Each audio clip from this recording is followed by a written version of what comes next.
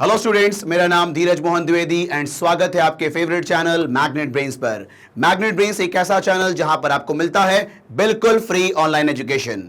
तो चलें, आज हम शुरू करने वाले हैं आपके क्लास 12 फिजिक्स का जो चैप्टर है इलेक्ट्रोस्टैटिक पोटेंशियल एंड कैपेसिटेंस, उसका आज हम थर्ड टॉपिक देखेंगे, that is electrostatic potential due to electric dipole. है ना, लास्ट वीडियो में हमने देखा था electrostatic potential due to point charge and due to group of charges. आज के वीडियो में हम सिर्फ कॉन्सेंट्रेट रहेंगे पोटेंशियल ड्यू टू डाइपोल को लेकर के, है ना। ठीक है, अब ये बताओ, आप लोग डाइपोल के बारे में तो जानते हो ना, है ना, क्या होता है डाइपोल। मैं फिर भी लेकिन आपको बता देता हूं, डाइपोल, इलेक्ट्रिक डाइपोल किसे कहते हैं? Pair of equal and opposite charges, है ना। मतलब दो charges equal magnitude but opposite sign के अगर होंगे तो उन्हें क्या कहा जाता है? डाइपोल कहा जाता है कि नहीं? ठीक है, तो यहां देखो, मैं बनाता हूं एक डाइपोल, ध्यान देना। ये देखो, ये है आपका -q, ठीक, और ये है आपका +q। मान लो इनके बीच का सेपरेशन कितना है? 2a, ठीक है, और ये आपका सेंटर है, इसे कहते हैं सेंटर ऑफ डाइपोल, है ना। अब देखो ध्यान से, मैंने 2a इसलिए लिया ताकि इसके सेंटर से लेके यहां तक ये a हो जाए तो कैलकुलेशन थोड़ा आसान हो जाए, है ना। तो उस पर्पस से मैंने यहां पर इनके बीच का सेपरेशन 2a लिया है मैंने, ठीक है, ओके। तो ये होता है आपका इलेक्ट्रिक डाइपोल, है ना। और इस इलेक्ट्रिक डाइपोल का जो डाइपोल मोमेंट होता है उसका डायरेक्शन होता है नेगेटिव टू पॉजिटिव, है ना। तो ये है आपका डाइपोल मोमेंट का डायरेक्शन, और डाइपोल मोमेंट का जो एक्सप्रेशन होता है वो होता है product of either of charge, मतलब -q और +q में कोई भी एक चार्ज ले लो, ठीक है, मतलब product of either of charge and separation between the charges, ठीक है। मतलब q इंटू 2a होगा डाइपोल मोमेंट का एक्सप्रेशन। क्लियर है? ठीक है, ये आप लोगों ने ऑलरेडी पढ़ा हुआ होगा इन द चैप्टर आपका इलेक्ट्रिक चार्जेस एंड फील्ड में, है ना। ठीक है, अब ध्यान देना, मुझे निकालना है इस डाइपोल की वजह से किसी पर्टिकुलर पॉइंट पे पोटेंशियल कितना होगा, है ना। तो अब मेरी बात को सुनो, मान लो ये कोई एक रैंडम पॉइंट है, पॉइंट P। इस पॉइंट पर अपन को निकालना है व्हाट? Electrostatic potential. तो भैया इस पॉइंट P का डिस्टेंस देगा ना वो, तो डिस्टेंस कहां से देगा वो? R से देगा, मतलब आपका सेंटर ऑफ डाइपोल से देगा वो, है कि नहीं? ठीक है, मुझे इस पॉइंट P पर निकालना है potential due to dipole, and this point P is at a distance R from the centre of dipole, ठीक है। चलो अब देखो ध्यान से, यहां पर ये जो आपका डिस्टेंस तो ठीक है, पता है, लेकिन इसका एग्जैक्ट लोकेशन बताने के लिए आपको एंगल भी बताना होगा कि कितने एंगल पे ये आपका डिस्टेंस होगा, है कि नहीं। तो बताओ, अगर मुझे पॉइंट P का लोकेशन एग्जैक्टली बताना है तो हम कैसे बताएंगे? अगर मैंने कह दिया कि यार पॉइंट P जो है वो एट ए डिस्टेंस ऑफ मान लो 10 मीटर है, अब सेंटर से 10 मीटर यहां भी हो सकता है, यहां भी हो सकता है, यहां भी हो सकता है, तो एग्जैक्टली 10 मीटर कहां पर? तो उसके लिए आपको एंगल भी देना पड़ेगा ना यार, है ना। तो ठीक है, तो यहां पर एंगल मैंने कितना मान लिया? थीटा मान लिया, ठीक है। अब यहां पर परफेक्टली मैंने P को लोकेट कर दिया है। मुझे इस पॉइंट P पर निकालना है इलेक्ट्रिक डाइपोल, सॉरी, इस पॉइंट P पे निकालना है इलेक्ट्रोस्टैटिक पोटेंशियल, ठीक है। अब देखो ध्यान से, तुम बताओ इस पॉइंट P की दूरी इस पॉजिटिव चार्ज से मान ले, ठीक है, तो इसे मान लो आप R2 मान लो, तो R1 किसे मानेंगे? इसको आप R1 मान लो, है कि नहीं? ठीक है, मतलब पॉइंट P की दूरी दोनों चार्जेस से मैंने R1 R2 मान लिया है मैंने, ठीक है। अब मेरी बात को सुनो, बेसिकली देखा जाए तो यहां पर दो चार्ज की वजह से निकालना है अपन को क्या? Electrostatic potential. तो दो चार्ज की वजह से निकालना है पोटेंशियल, तो इसकी वजह से कितना पोटेंशियल होगा, इसकी वजह से कितना पोटेंशियल होगा, और उनको सिंपल ऐड कर दो। तो देखो ध्यान से यहां पर, आप बताओ net potential at point P, बताओ इसकी वजह से यहां पर पोटेंशियल कितना होगा, K into minus Q upon R1 plus इसकी वजह से पोटेंशियल कितना होगा, K into Q upon R2, है कि नहीं? ठीक है, तो आप बताओ यहां पर KQ कॉमन ले लें क्या, तो KQ कॉमन ले लिया, क्या बचेगा, इसको लिख दो पहले 1 अपॉन R2 और ये माइनस में इसको बाद में लिख दो -1 अपॉन R1, तो ये हो जाएगा आपका इलेक्ट्रोस्टैटिक पोटेंशियल। बट यहां पर जो फॉर्मूला आया है electrostatic potential at this point, वो R1 R2 के टर्म्स में आया है ना, लेकिन अपन को क्वेश्चन में क्या गिवन रहेगा कि सेंटर से कितने डिस्टेंस पे है आपका वो पॉइंट P, मतलब हमारे पास जो फॉर्मूला होना चाहिए वो R और थीटा के टर्म्स में होना चाहिए। ये R1 R2 तो हमने अभी मान लिया है, लेकिन हमारा फॉर्मूला जो है वो R और थीटा के टर्म्स में होना चाहिए, है कि नहीं? ऐसा बोलेगा calculate the electrostatic potential at a distance of 3 metre at an angle of 60 degree, है ना? तो आपको R देगा और थीटा देगा और आपको निकालना है पोटेंशियल की वैल्यू। तो यहां पर मुझे इस R1 और R2 को हटाना पड़ेगा इन टर्म्स ऑफ स्मॉल r, है कि नहीं? चलो अभी एक काम करते हैं, इसको 1 दे देते हैं और निकालते हैं यहां पर किसकी वैल्यू, R1 की वैल्यू R के टर्म्स में और R2 की वैल्यू भी R के टर्म्स में, है ना? ठीक है, ये जो मैं डेरिवेशन कर रहा हूं, ठीक है, ये आपके स्कूल के लिए बहुत इंपॉर्टेंट है, आपके बोर्ड के लिए बहुत इंपॉर्टेंट आपका ये डेरिवेशन है। ठीक है, अभी देखो ध्यान से, यहां पर मैं काम करता हूं, यहां पर एक परपेंडिकुलर ड्रॉप कर लेता हूं, ठीक है, ये देखो मैंने यहां पर परपेंडिकुलर ड्रॉप कर लिया। एक काम करते हैं, यहां पर नेमिंग करते हैं, इसको मैं बोल देता हूं A, इसको बोल रहा हूं B, ये C और ये आपका तो P है ही, ठीक है, और ये सेंटर ऑफ डाइपोल को O बोल दूं, ठीक है। अब आप देखो ध्यान से, मेरी बात को सुनना, एक बात बताओ जरा, अगर मैं तुमसे बोलूं इन ट्राइंगल POC, ये 90 डिग्री है ना, आप बताओ इन ट्राइंगल POC में मैं निकालना चाह रहा हूं OC की value in terms of R, तो OC की value in terms of R कैसे निकालेंगे, तो मैं ट्राइंगल POC में मैं cos थीटा यूज करूंगा, cos थीटा। तो देखो ध्यान से, यहां पर इन ट्राइंगल POC आप बताओ मैं लिख सकता हूं क्या, cos theta is equal to आपका base upon hypotenuse, that is what, OC upon R। तो यहां से OC की वैल्यू लिख सकते हो क्या, R इंटू कॉस थीटा, है कि नहीं? ठीक है, इसका मतलब यहां से लेके यहां तक ये हो जाएगा R कॉस थीटा ना, ठीक, ओके। अब आप बताओ ये पूरा आपका 2a है, तो क्या ये a होगा और ये भी a होगा, मानते हो? ठीक है, अब देखो ध्यान से, यहां पर देखो, अब मेरी बात को सुनना, एक काम करो, ट्राइंगल PBC में पाइथागोरस यूज करके रख लो, ट्राइंगल POC में पाइथागोरस यूज करके रख लो, और ट्राइंगल PAC में भी पाइथागोरस यूज करके रख लो अपने पास, ठीक है। फिर हम उनके इक्वेशन के साथ खेलेंगे हम लोग, ठीक है। आओ देखो ध्यान से, in triangle PBC,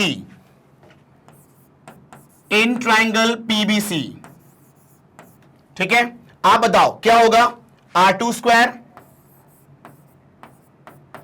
is equal to what, PC square plus ये BC स्क्वायर ना,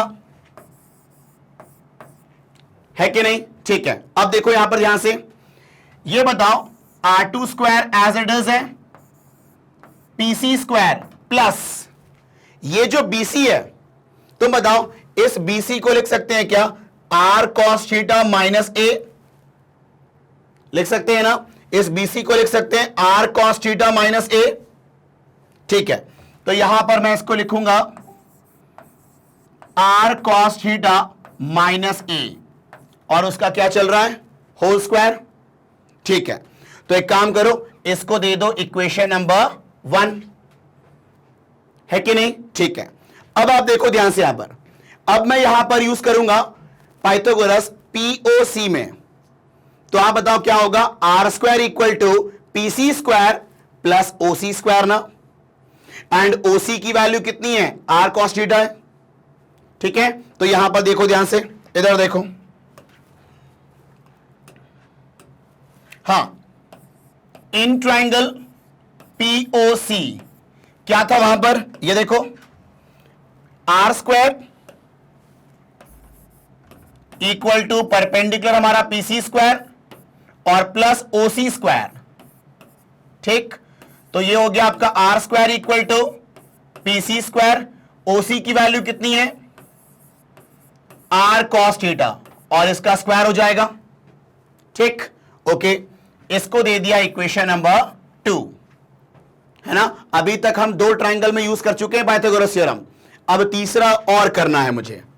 इधर देखो, इन ट्राइंगल पीएसी, इसमें क्या होगा, R1 square equal to PC square plus AC square. तो आप बताओ, इस एसी को लिख सकते हैं क्या, आर कॉस थीटा प्लस ए, ये देखो, ये आर कॉस थीटा है plus A, this is AC, है कि नहीं। ठीक है, अब देखो ध्यान से,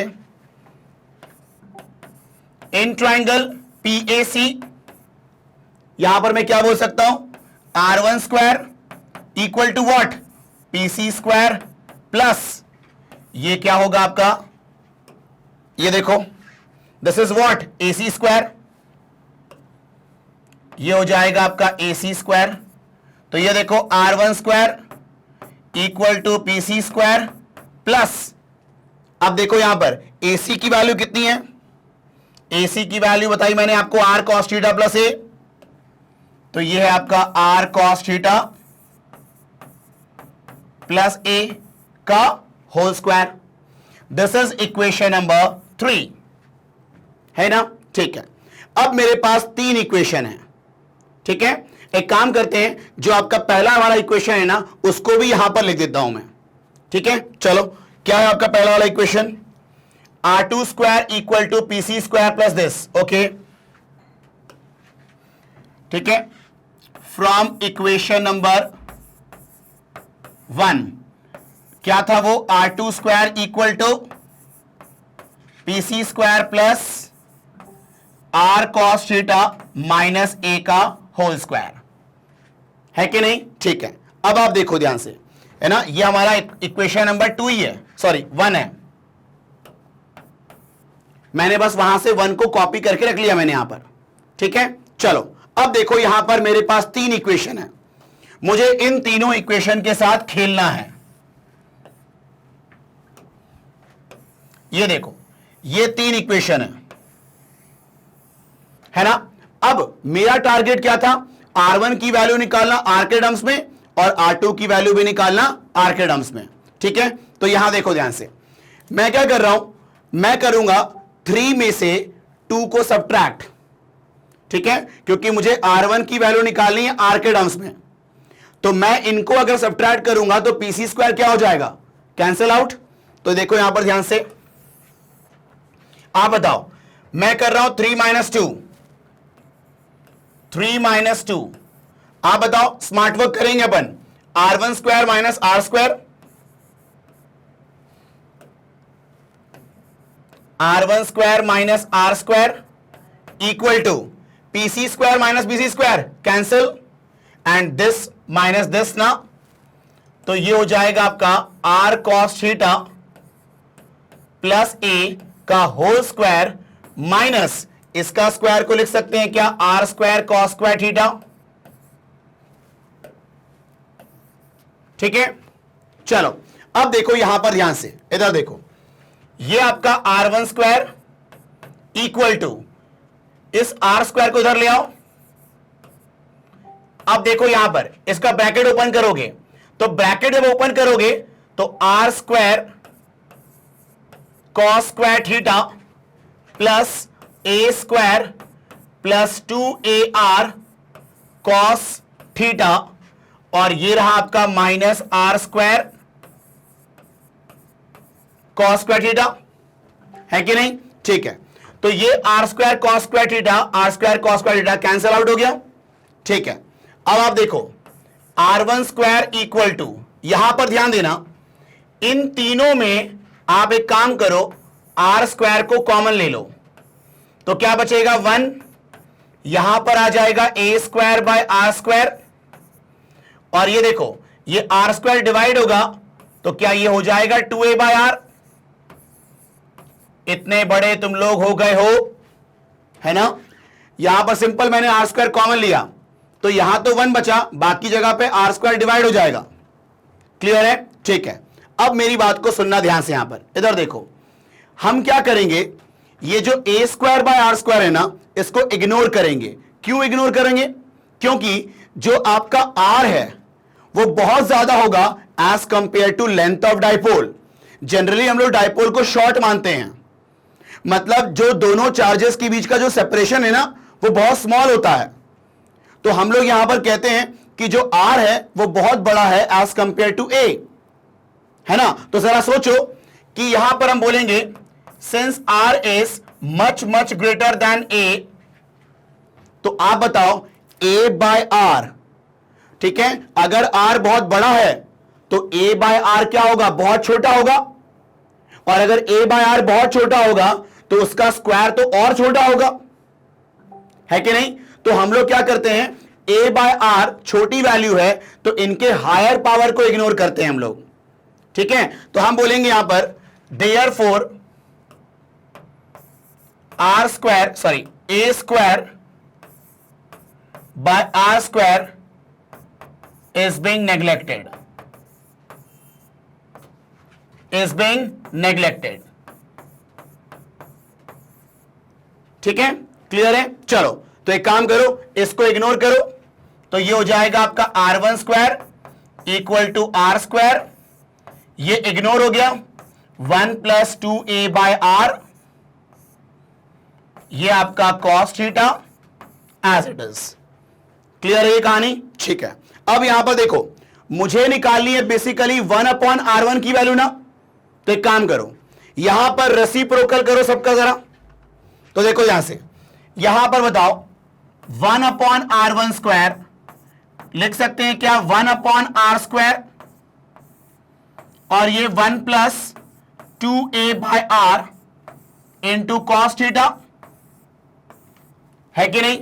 ठीक है, अब क्या करोगे, इनका स्क्वायर ट्रांसफर करोगे तो ये हो जाएगा r और इसका हो जाएगा रूट, है कि नहीं? ठीक है, अब देखो ध्यान से, यहां पर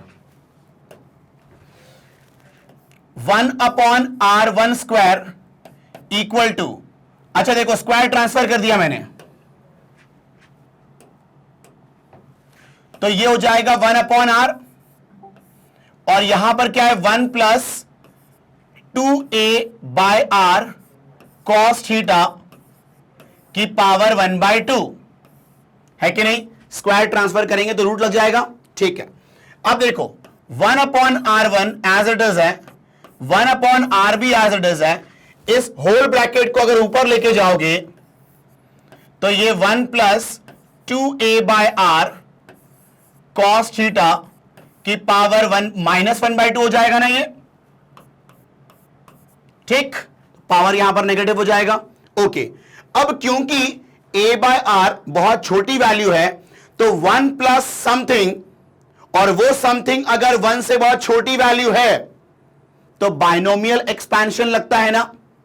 क्या होता है बाइनोमियल एक्सपेंशन? सुनो ध्यान से, अगर मान लो 1 प्लस एक्स की पावर n है और इसमें अगर x 1 से छोटा है तो इसको एक्सपैंड करके हम क्या लिख सकते हैं? इसको हम लिख सकते हैं 1 प्लस nx, है कि नहीं? मतलब यहां पर x की वैल्यू अगर 1 से बहुत छोटी है तो 1 प्लस एक्स की पावर n के एक्सपेंशन को हम कैसे सॉल्व करेंगे? सिंपल, पावर को ला करके इस x में मल्टीप्लाई कर देते हैं हम लोग। ठीक है, तो ये बाइनोमियल थ्योरम में आप लोगों ने ये चीज पढ़ी होगी, है ना? ठीक है, तो अब यहां पर इस्तेमाल करते हैं, देखो यहां पर ये चीज 1/r1 इक्वल टू 1/r, यहां पर ये पावर चुपचाप आके मल्टीप्लाई हो जाएगा, तो बताओ क्या हो जाएगा ये 1, ये -1/2 इंटू होगा, तो -1/2 into 2a/r into cos theta, तो आपका ये 2 क्या हो गया, कैंसिल आउट। तो आप बताओ 1/r1 is equal to 1/r into 1 minus a/r into cos theta. This is the value of what 1/r1 in terms of 1/r। Clear है? अब देखो ध्यान से यहां पर, अब मैं क्या करने वाला हूं, यहां देखो, अब मैं 1 में से 2 को सबट्रैक्ट करूंगा, तो सेम तरीके से काम करना होगा। तो देखो 1 माइनस 2 करोगे तो R2 की वैल्यू R के टर्म से मिलेगी ना अपन को, है कि नहीं? तो थोड़ा सा मैं शॉर्ट में काम करूंगा इस बार, ठीक है? देखो जब 1 माइनस 2 करेंगे तो R2 square minus R square हो जाएगा, एंड दिस माइनस दिस होगा, ये PC स्क्वायर तो कैंसिल हो गया, और जब इसको ओपन करेंगे तो R square cos square cancel हो जाएगा ना, तो आएगा A स्क्वायर माइनस 2a, यहां पर आएगा कौन सा वाला A स्क्वायर, और माइनस 2a वाला टर्म आएगा, है कि नहीं? तो यहां पर मैं 1 माइनस 2 कर रहा हूं और थोड़ा सा स्टेप यहां पर मैं खाऊंगा, ठीक है? देखो ध्यान से, इधर देखो, यहां पर ध्यान देना, मैं कर रहा हूं 1 माइनस 2, तो ये होगा आपका R2 square minus R square equal to PC square cancel. अब देखो क्या होगा यहां पर, ये है आपका R cos theta minus A का whole square minus R square cos square theta ना, ठीक? चलो अब देखो यहां पर ध्यान से, इधर देखो, R2 square equal to R square, इसको जब ओपन करोगे तो R स्क्वायर कॉस स्क्वायर वाला टर्म कैंसिल आउट हो गया, तो क्या बचेगा A square minus 2AR cos theta बचेगा सिर्फ, ठीक है? चलो तो यहां पर भी आप क्या करोगे, R स्क्वायर कॉमन लोगे, सेम प्रोसीजर कर रहा हूं मैं यहां पर, A square by R square minus 2AR cos theta bye R square, तो आपका ये R कैंसिल हो गया, ठीक? अब यहां भी सेम कहानी कि since R is much much greater then A, तो हम बोलेंगे A square by R square is being neglected, इसको हमने कर दिया नेग्लेक्ट, ठीक है? अब देखो ध्यान से यहां पर, इधर देखो, यहां पर ये इग्नोर हो गया, तो आप बताओ R2 square equal to R square 1 minus 2a/r cos theta, ठीक है? अब रेसिप्रोकल करेंगे हम लोग, 1/R2 square equal to 1/R square, और ये 1 माइनस 2a/r cos थीटा, ठीक है? अब इसका स्क्वायर ट्रांसफर करेंगे तो रूट लगेगा, तो देखो 1/R2, तो इसका रूट क्या हो जाएगा 1/R, और इसका रूट हो जाएगा 1 माइनस 2a/r cos थीटा की पावर 1/2, ठीक है? चलो तो अब मैं इसको पावर को ऊपर लेके जा रहा हूं तो पावर नेगेटिव हो जाएगा, ठीक है? तो देखो यहां से यहां पर 1/R2 इक्वल टू 1/R, ये मैं लेके चला गया 1 minus 2a/r cos theta whole power minus 1/2, ठीक है? अब बताओ यहां पर बाइनोमियल एक्सपेंशन लगेगा, तो ये आपका पावर इसमें आके मल्टीप्लाई हो जाएगा, अभी अपन ने किया ऐसा काम, है ना? तो देखो यहां पर 1/R2 इक्वल टू 1/R, ये माइनस यहां इंटू हो गया, तो माइनस इंटू माइनस प्लस, तो 1 plus 1/2 into 2a/r into cos theta, ये 2 से 2 कैंसिल हो गया, तो आप बताओ 1/R2 की वैल्यू कितनी मिल रही है, 1/r into 1 plus A by R cos theta, this is the value of 1 by R2, है कि नहीं? ठीक है। अब देखो जो हमारा इक्वेशन था कौन सा वाला, पोटेंशियल वाला, है कि नहीं? कौन सा वाला इक्वेशन की बात कर रहा हूं मैं, ये देखो V इक्वल टू के क्यू इंटू दिस, हाँ है ना? ठीक है। अच्छा इसको 1 दिया हुआ है तो इसको 1 नहीं दे सकते ना, 2 देंगे ना इसको हम लोग। ठीक है, एक काम करो, चेंज करो जरा, ये आपका 2, ठीक है,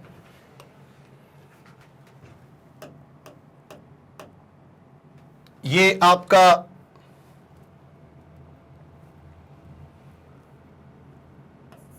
3,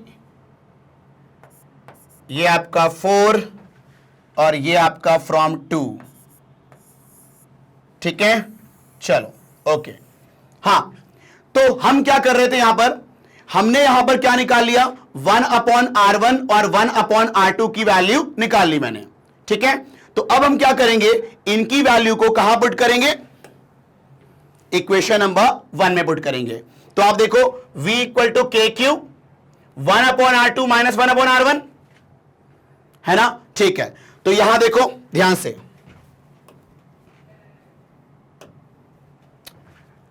from equation number 1,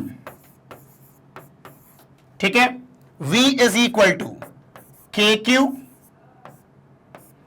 into 1/R2 था पहले, तो आप बताओ 1/R2 की वैल्यू कितनी है, ये है ना, है ना? तो ये देखो यहां से यहां पर 1/R into 1 plus A by R into cos theta, ठीक है, माइनस 1/R1, और 1/R1 की वैल्यू कितनी निकाली मैंने, देखो जरा, 1/R into 1 minus A by R cos theta, ठीक है।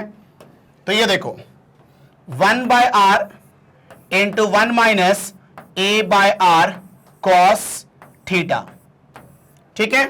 चलो अब देखो यहां पर ध्यान से, के क्यू 1/R कॉमन आ जाएगा, तो बाहर ले लिया मैंने इसको।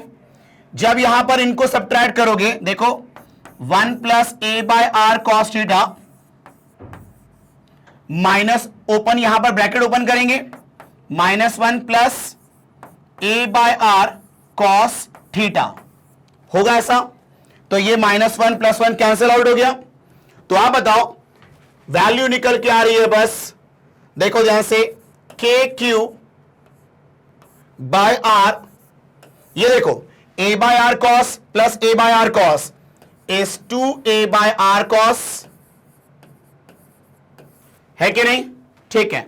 अब देखो यहां पर ध्यान से, ये क्या है आपका चार्ज, ये क्या है आपका 2a, मतलब सेपरेशन बिटवीन चार्ज। तो आप बताओ charge into separation dipole moment होता है ना, ठीक है। तो यहां पर आप k, इसको क्या लिख सकते हो, p, k P cos theta upon R square. This is the net electrostatic potential at point P at a distance R and angle theta. Is it clear?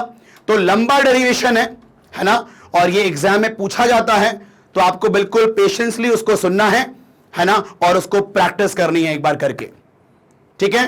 तो पहले एक काम करें, आप लोग इसको कॉपी कर लें, पहले ये कॉपी करें,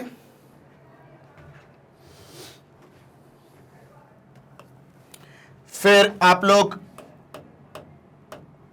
ये कॉपी करें पहले,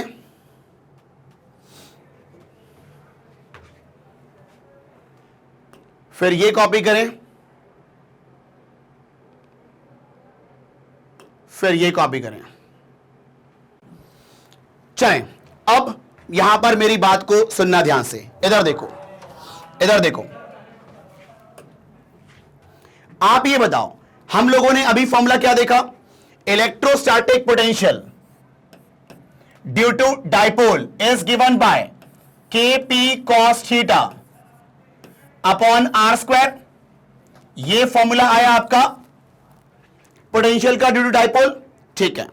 अब यहां पर मैं दो पर्टिकुलर पोजीशन पे मैं इलेक्ट्रोस्टैटिक पोटेंशियल निकालने जा रहा हूं मैं, ठीक है। देखो ध्यान से सुनो, अभी क्या था, ये आपका माइनस क्यू, ये आपका प्लस क्यू, ये आपका सेंटर ऑफ डाइपोल। हमने इस पॉइंट P पर निकाला था इलेक्ट्रोस्टैटिक पोटेंशियल, है कि नहीं? अब देखो ध्यान से यहां पर, तुम बताओ, अगर मैं बोलूं ये आपका क्या है, ये आपका है डाइपोल। इस डाइपोल के मतलब इन दोनों चार्ज को अगर मैं ज्वाइन करके जो लाइन मिली है उसको एक्सटेंड कर दूं तो इस लाइन को क्या कहते हैं? Axial line. आपको ये पता होगा ना, एक्सियल लाइन बोलते हैं इसे हम लोग, ठीक है। और ये देखो, इस एक्सियल लाइन के परपेंडिकुलर जो सेंटर से पास हो रहा हो इसे क्या कहते हैं? इक्वेटोरियल लाइन, ठीक है, इसे कहते हैं इक्वेटोरियल लाइन, ठीक। अब अगर मान लो मुझे निकालने के लिए बोला जाए कि find electrostatic potential due to dipole at equatorial position, तो आप बताओ इक्वेटोरियल पोजीशन मतलब मान लो इस पॉइंट P पर निकालना है अपन को, मतलब इस पॉइंट पे निकालना है अगर अपन को पोटेंशियल, तो कैसे निकालेंगे? तो ध्यान देना, तुम बताओ अगर मैं पॉइंट P को यहां पर मान लूं तो अगर आप इसको शिफ्ट करोगे इस पॉइंट पर तो बताओ थीटा की वैल्यू कितनी हो जाएगी इस पॉइंट पर? 90 डिग्री ना, है कि नहीं? तुम ये बताओ, अगर ये पॉइंट P यहां शिफ्ट हो गया और ये हो गया आपका डिस्टेंस r, तो ये थीटा की वैल्यू यहां पर कितनी हो जाएगी? 90 हो जाएगी, ठीक है।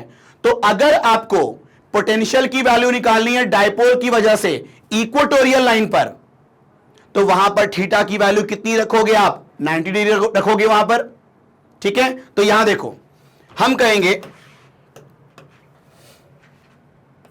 Eight equatorial position, eight equatorial position,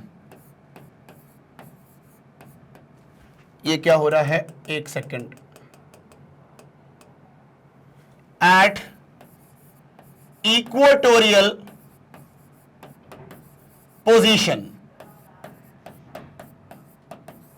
ठीक है। देखो ध्यान से, यहां पर हम क्या बोलेंगे? थीटा की वैल्यू कितनी होगी? 90 डिग्री। तो अगर आप इस फॉर्मूले में थीटा की जगह 90 रखते हो तो cos 90 कितना हो जाता है? 0। तो आप बताओ V equal to k P cos 90 upon R square, और cos 90 की वैल्यू 0, तो इलेक्ट्रोस्टैटिक पोटेंशियल कितना होगा? 0 होगा।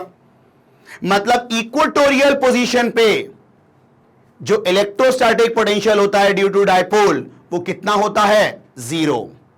और बात भी सही है, 0 होना भी चाहिए।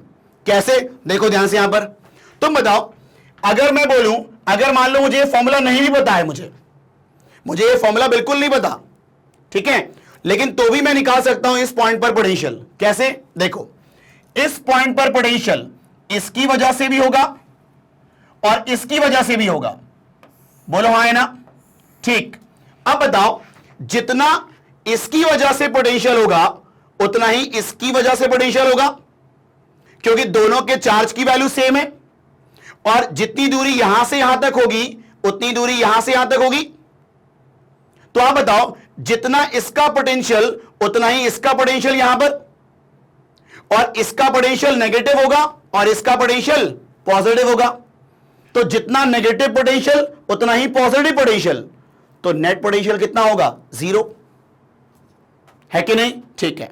मतलब ये जो हमने इस फॉर्मूले से निकाला 0 पोटेंशियल इक्वेटोरियल पोजीशन पे, वो वेरीफाई भी हो गया अपना।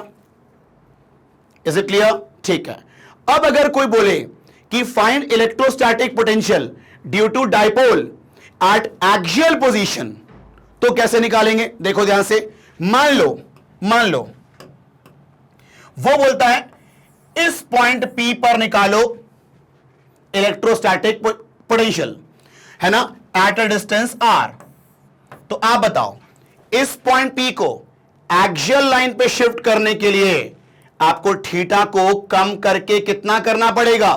0 करना पड़ेगा, है कि नहीं? ठीक है, मतलब एक्सियल पोजीशन पे अगर आपको पोटेंशियल निकालना है तो वहां पर आप थीटा की वैल्यू कितनी बोलोगे? 0 डिग्री बोलोगे ना। ठीक है, तो इस फॉर्मूले में अगर आप थीटा को रख देते हो 0 डिग्री तो आपको मिल जाएगा पोटेंशियल एट एक्सियल लाइन। ठीक है, तो देखो यहां पर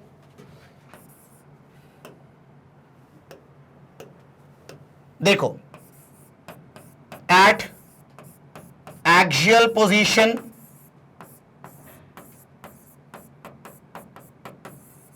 हम क्या बोलेंगे यहां पर? थीटा की वैल्यू 0 डिग्री रखो यहां पर 0, तो आप बताओ v equal to k P cos 0 upon R square, तो v इक्वल टू कितना हो जाएगा? K P by R square. ठीक, so this is the formula to calculate electrostatic potential at axial position, है कि नहीं? ठीक है, तो मैं इसको एक बार समराइज करता हूं, मेरी बात को सुनना। देखो, इलेक्ट्रोस्टैटिक पोटेंशियल निकालना हो अगर डायपोल की वजह से एट एनी रैंडम पोजीशन, ठीक है, तो वो आपको क्या देगा? सेंटर से उसकी दूरी और कितने एंगल पे है वो आपका डिस्टेंस, वो भी आपको देगा वो। तो उस केस में आपका फॉर्मूला क्या हो जाएगा? K P cos theta by R square. लेकिन वहीं पर अगर वो बोलता है कि find electrostatic potential at equatorial position, तो वहां पर आंसर कितना हो जाएगा? 0, बिकॉज उसके लिए थीटा कितना हो जाएगा? 90 डिग्री हो जाएगा, है ना। और वहीं पर अगर बोलता है कि find electrostatic potential at axial line, तो वहां पर थीटा की वैल्यू कितनी हो जाएगी? 0 डिग्री हो जाएगी। तो उस केस में आपका फॉर्मूला हो जाएगा k P by R square. Is it clear? है ना। तो अब आप लोग इसको नोट कर लें, फिर हम आगे बात करते हैं। ठीक है, चलो, अब हमने देख लिया इसका फॉर्मूला, अब हम इसके ऊपर कुछ क्वेश्चंस करते हैं। ठीक है, आओ देखो यहां पर ध्यान से। क्वेश्चन नंबर 1 में क्या कह रहा है, देखो ध्यान से। मतलब मैंने कुछ एग्जांपल्स लिए यहां पर, देखो ध्यान से। A short electric dipole, short dipole तो हम लोग मानते ही हैं, है ना, क्योंकि देखो ना वहां पर हमने एज्यूम किया था ना कि ए जो है बहुत छोटा होगा एज कंपेयर टू आर। ठीक है, तो वो शॉर्ट डाइपोल के लिए फॉर्मूला है जो हमने अभी निकाला है। ठीक है, अब देखो, a short electric dipole has dipole moment of 4 into 10 की पावर -9 कूलम मीटर। यह है आपका डाइपोल मोमेंट, ये पी की वैल्यू है। ठीक है, चलो, determine the electric potential due to dipole at a point distant 0.3 meter from the center of dipole situated पहला on the axial line, दूसरा equatorial line, तीसरा on a line making an angle of 60 degree with the dipole axis। मतलब यहां पर simple आपका formula based question है ये, है ना। फॉर्मूला अपन को पता है, बस यहां पर यूज करना है। देखो ध्यान से कैसे, देखो पहला कहां निकालना है अपन को? Determine the electrostatic potential on the axial line. तो आप बताओ, ए का अगर आंसर बोले एक्सियल लाइन पे निकालना है पोटेंशियल, तो फॉर्मूला अभी देखा हमने, since V is equal to what? K P by R square होता है एक्सियल पोजीशन का इलेक्ट्रोस्टैटिक पोटेंशियल। ठीक है, आप बताओ के की वैल्यू कितनी होती है? 9 इंटू 10 की पावर 9। डाइपोल मोमेंट कितना गिवन है? 4 इंटू 10 की पावर -9, है कि नहीं? ठीक है, अपॉन देखो आर स्क्वायर, आर मतलब सेंटर से दूरी, और वो दूरी कितनी है? 0.3 मीटर है, डाल दो 0.3 का स्क्वायर। यहां पर तो कैलकुलेशन ही बहुत आसान है, देखो ये तो कैंसिल आउट हो गया, 9 4 जा 36, और ये कितना आएगा? 0.09, है कि नहीं? ठीक है, तो आप बताओ कितना हो जाएगा ये? 36 इंटू 10 की पावर 2 अपॉन 9, ये आपका 4, तो आंसर इज 400 वोल्ट। ठीक है ना। तो ये हो जाएगा आपका electrostatic potential at axial position. Clear है? ठीक है, अब देखो यहां पर ध्यान से, जो इसका बी पार्ट है, क्या बोल रहा है, कहां पर निकालना है पोटेंशियल, ऑन इक्वेटोरियल लाइन।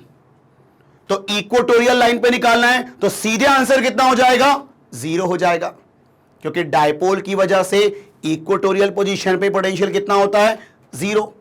तो यहां पर बताओ बी में आपका V कितना हो जाएगा, 0 हो जाएगा। क्लियर है। नाउ जो आपका C है, देखो C हमें निकालनी है on a line making an angle of 60 degree with the dipole axis. मतलब 0.3 मीटर पे ही निकालना है, लेकिन इस बार वो जो 0.3 मीटर डिस्टेंस है ना, उसने कितना एंगल बनाया है, 60 डिग्री एंगल बनाया है। तो उस पोजीशन P पर निकालना है अपन को इलेक्ट्रोस्टैटिक पोटेंशियल। ठीक है, तो आप बताओ, फॉर्मूला हमने देखा ही अभी, V इक्वल टू क्या होगा, KP cos theta upon R square. बस वैल्यू पुट करनी है यहां पर, आ जाओ कर लेते हैं फटाफट यार। तो ये 9 इंटू 10 की पावर 9, और ये डाइपोल मोमेंट कितना है, 4 इंटू 10 की पावर -9, फिर ये cos 60 degree upon R square, मतलब 0.3 का स्क्वायर। ठीक, ये कैंसिल आउट हो गया, ये आपका माइनस कितना है, -9 है ना ये।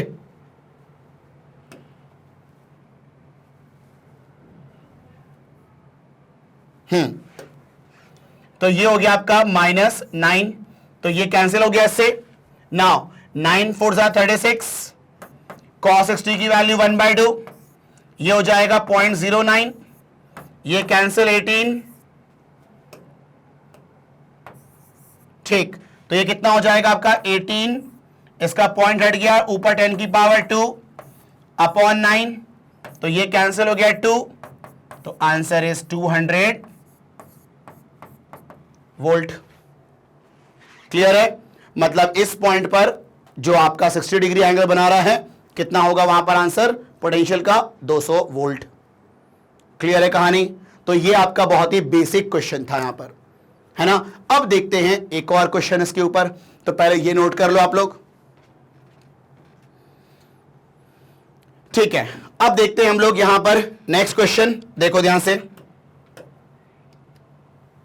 क्वेश्चन नंबर 2 में क्या कह रहा है, ध्यान से देखना आप लोग। यहां पर दो चार्जेस हैं, -q and +q, are located at point A 0,0, -a and B 0,0, +a।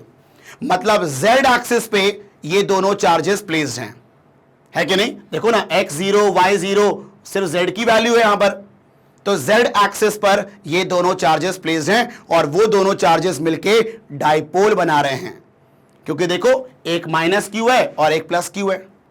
ठीक है, चलो, how much work is done in moving a test charge. कोई टेस्ट चार्ज होगा, मान लो q चार्ज है आपका, टेस्ट चार्ज। ठीक है, how much work is done in moving a test charge from point P 7,0,0 to Q -3,0,0। मतलब x axis पे अपन को चार्ज को मूव करना है फ्रॉम 7,0,0 टू -3,0,0। ठीक है, तो पहले इसको डायग्राम में थोड़ा रिप्रेजेंट करते हैं, फिर बात करते हैं कितना वर्क करना पड़ेगा। आओ देखो ध्यान से यहां पर। तो एक काम करो, अलग पेज में चलते हैं अपन।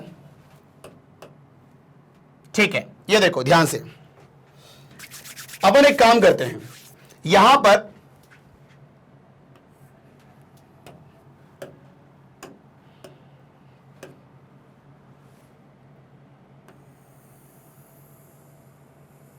ये हमारा z एक्सिस है मान लो। ठीक है, चलो ये आपका z एक्सिस है। ओके, ठीक है। नाउ अब इसको मैं x एक्सिस मान लेता हूं। ठीक है, मैं इसको x एक्सिस मान लेता हूं, है ना। ठीक है,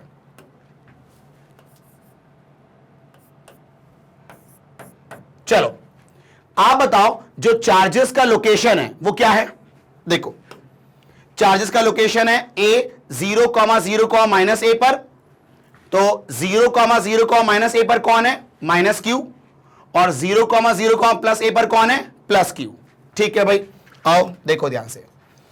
मान लो ये वाला पॉइंट है आपका 0,0, माइनस ए, यहां पर माइनस क्यू चार्ज है, और सेम इस तरफ यहां पर 0,0, ए पर चार्ज है प्लस क्यू। ठीक है, सेम दूरी पे लग रही है। ठीक है, मान लो तो ये मिलके क्या बना रहे हैं, डाइपोल बना रहे हैं।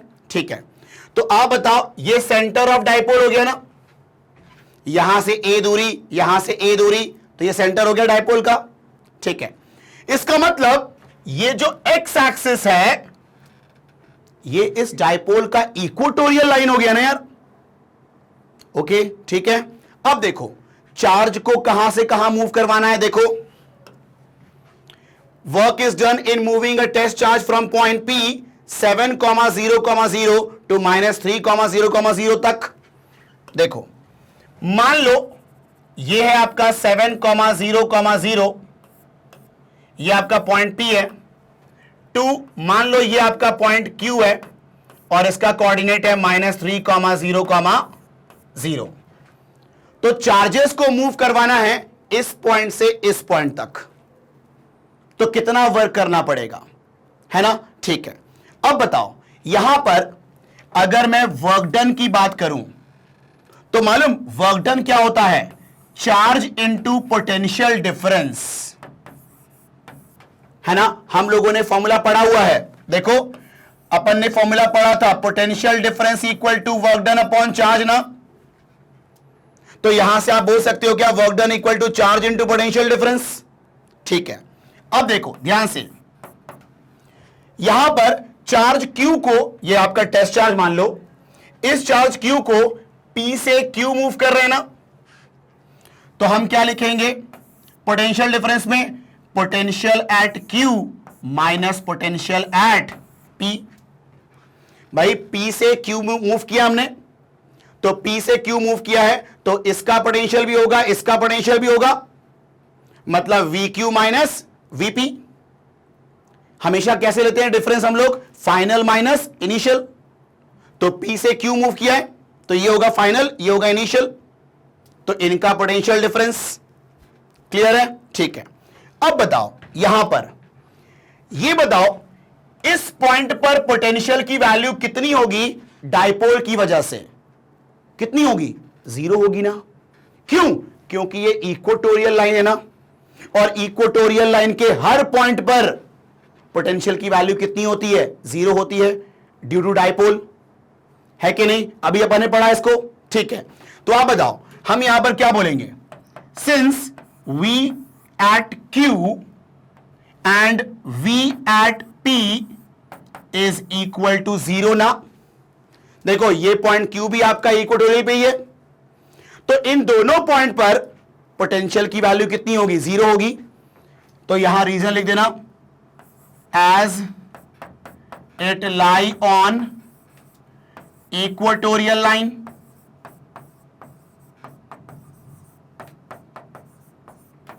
है कि नहीं। ठीक है, तो अब बताओ यहां पर पोटेंशियल की वैल्यू 0 है दोनों की, तो दोनों का डिफरेंस भी कितना होगा, 0 होगा। तो आप बताओ, therefore work done equal to Q into 0 minus 0 that is equal to 0। मतलब आपका जो वर्क डन है वो 0 जूल है। मतलब कोई काम नहीं करना होगा एक पॉइंट से दूसरे पॉइंट में मूव करने में, क्योंकि वो इक्वेटोरियल लाइन पे मूव कर रहे हैं, और वहां पर डाइपोल की वजह से पोटेंशियल कितना होता है, 0 होता है। ऐसे क्लियर, ठीक है। तो ये था आपका कुछ सैंपल क्वेश्चन हो गया आपका पोटेंशियल के लिए, है ना। तो मैंने कहा आपसे बेटा इसका जो डेरिवेशन मैंने करवाया आपको, ये डेरिवेशन बहुत इंपॉर्टेंट है, लंबा है जानता हूं मैं, लेकिन इंपॉर्टेंट है आपके बोर्ड पॉइंट ऑफ व्यू से, है ना। तो बिल्कुल इसको 2-3 बार लिख करके प्रैक्टिस कर लेना, है ना, ताकि आपके एग्जाम में कोई दिक्कत ना हो।